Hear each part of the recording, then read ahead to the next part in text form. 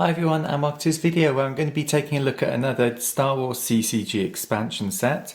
Today it is the turn of Jabba's Palace. This was released in May of 1998. So I was in my last year of school when this came out. So I have really fond memories of this set, and I bought a lot of packs. I remember there was a shop in Evesham where I went to school. It was like an independent card shop, and they had lots of packs, and I bought packs from there, and I also bought packs from a shop in Cheltenham called Format. They were really good because they used to order stuff in for me and my friends if we asked for it. So I just remember getting at least a box of this. I think I got probably maybe 2 half boxes. I think I split them with a friend maybe. I can't really remember now, but I just remember getting a lot of packs because I love Return of the Jedi, and I was so happy when this came out because it's the first set from Return of the Jedi. So what I'll do is I'll show you the booster pack first. So this is the Jabba's Palace booster pack. Has lots of Jabba's Palace era things on it, like the sail barge, Jabba obviously, his palace, Leia in a golden bikini outfit, Lando in disguise, the Rancor.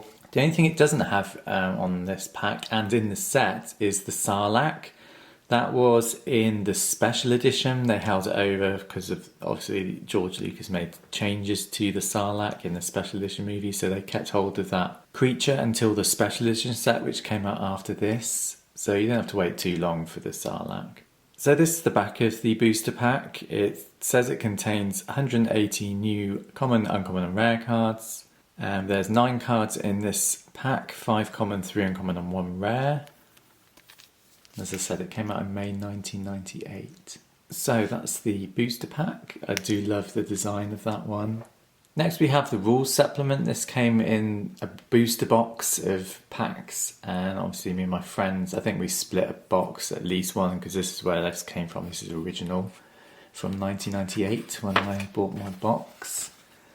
It goes through lots of rules. I'll briefly dip into this. It also has the card list on the back, which is really handy if you are collecting the whole set like I was, and you could see what cards were missing, what you didn't have. So it was really nice, like a spoiler kind of thing, what was in the set. So at the top here we have how you deploy the Jabba's Palace sites along with all the other Tatooine sites, and Mos Eisley. There was a deployment rule change for Mos Eisley and Docking Bay 94 and the Cantina, just to try and organise Tatooine a little better, because there were a lot of sites you could play for Tatooine.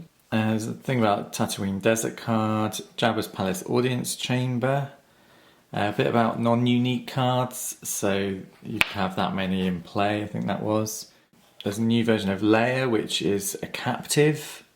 Starting interrupts is a new type of interrupt, so that's interesting. The starting interrupt started in this set. Battlegrounds, that was a new term that came in this set as well, which is useful to know.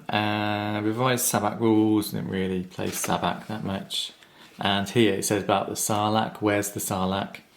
Saying the almighty Sarlacc, ancient creature of the Tatooine Desert, makes its debut as an unlimited white border preview card in the second anthology. And then underneath it says about special edition expansion set, which is where the Sarlacc is actually from. I'd forgotten it was a white border preview card actually. I don't know why they just didn't release it in the Jabba's Palace set. It makes more sense to do that, but they didn't do that. So yeah, and then the out of date contact information for the Decipher. So yeah, that's the rules supplement. It's always nice to have those.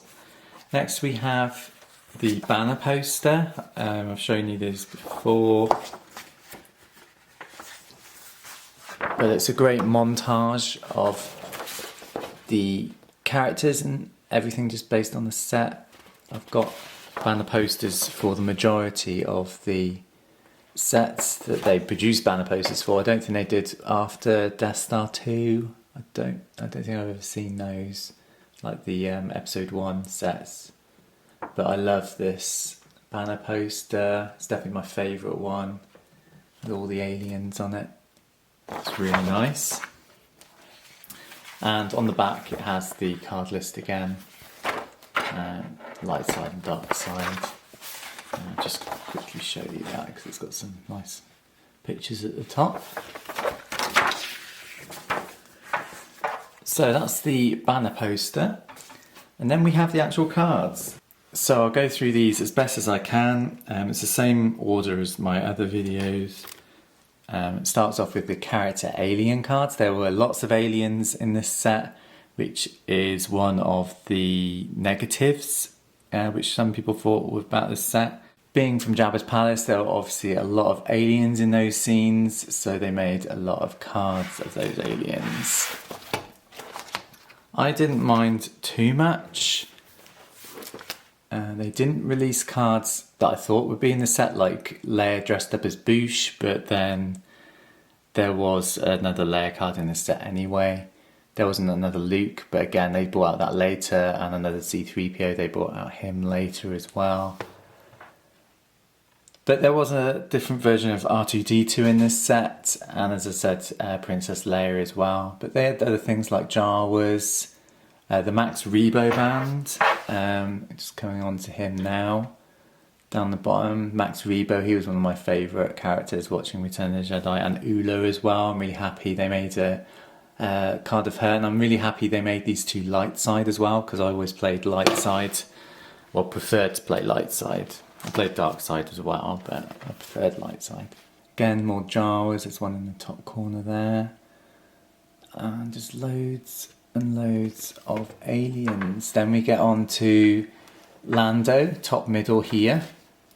So he's an undercover spy, I think you can make him. Yeah, he's a spy. You can make him undercover using his game text and get the effect out and make him undercover. Just like the movie, I guess. But it's nice to play him.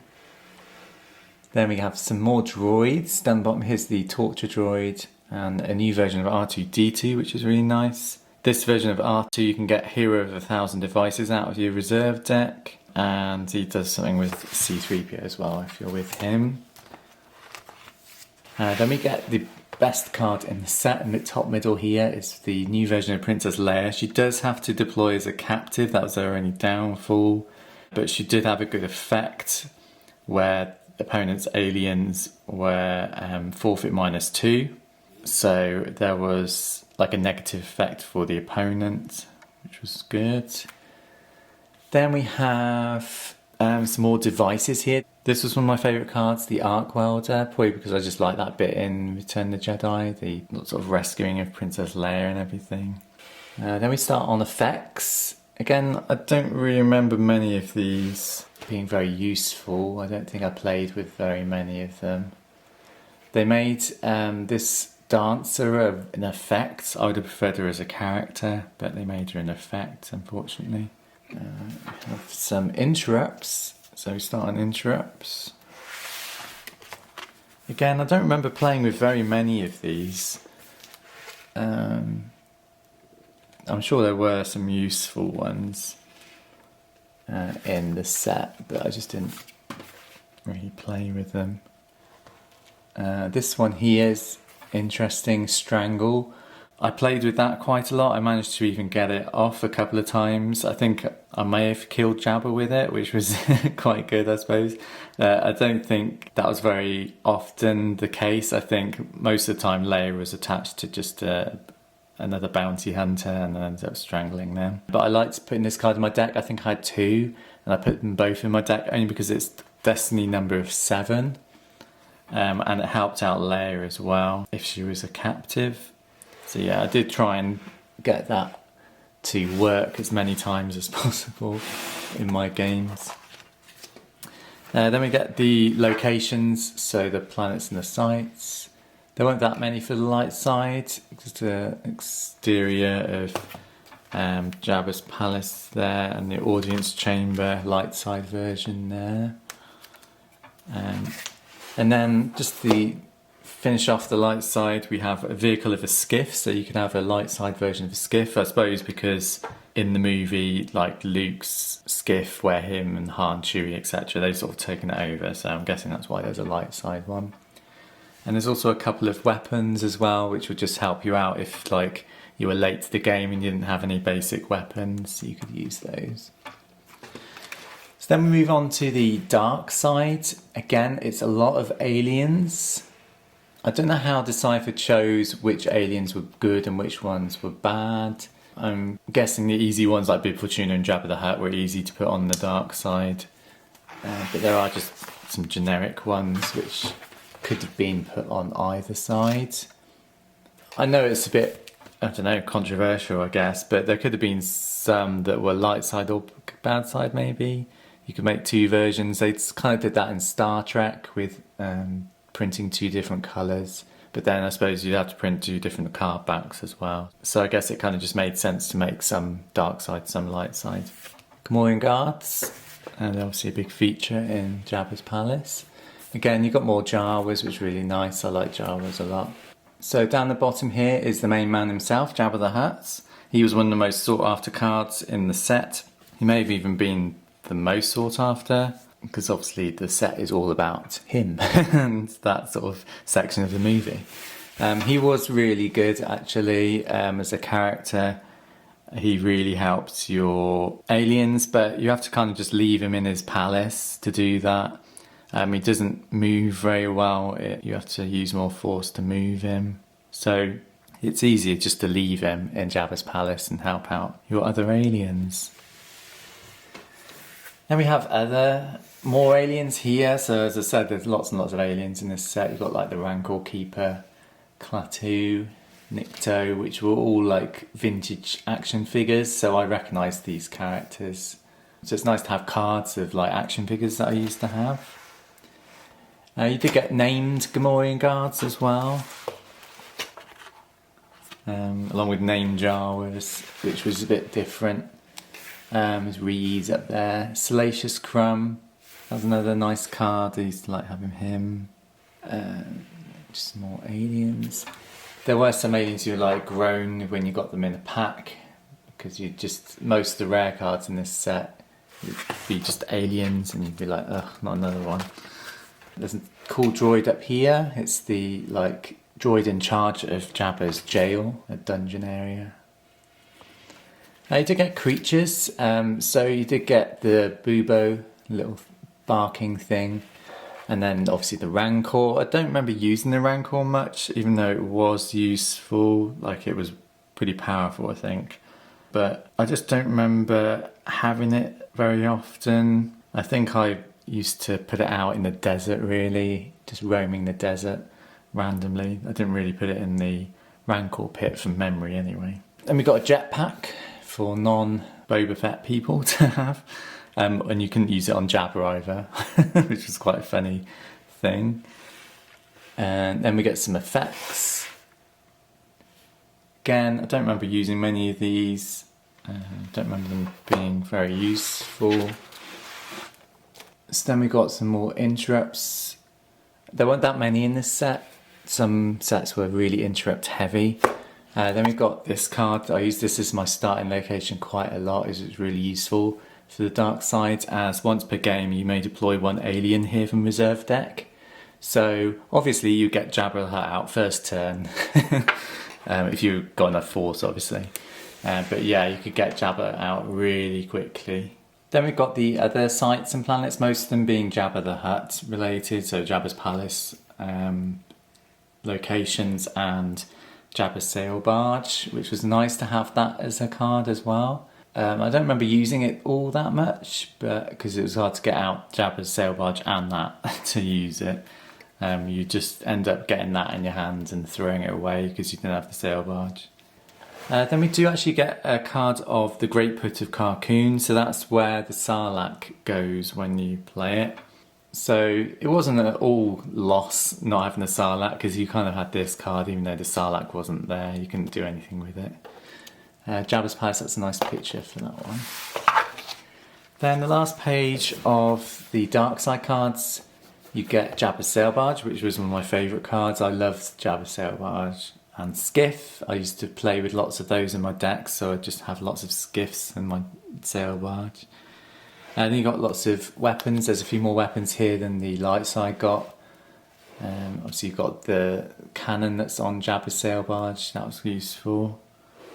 And some generic blasters, and obviously the thermal detonator plays a big part in Jabba's palace, so that's also in the set. And the Bible Axe, which is on Skiff Guards. So you could really recreate the first bit of Return of the Jedi if you wanted to.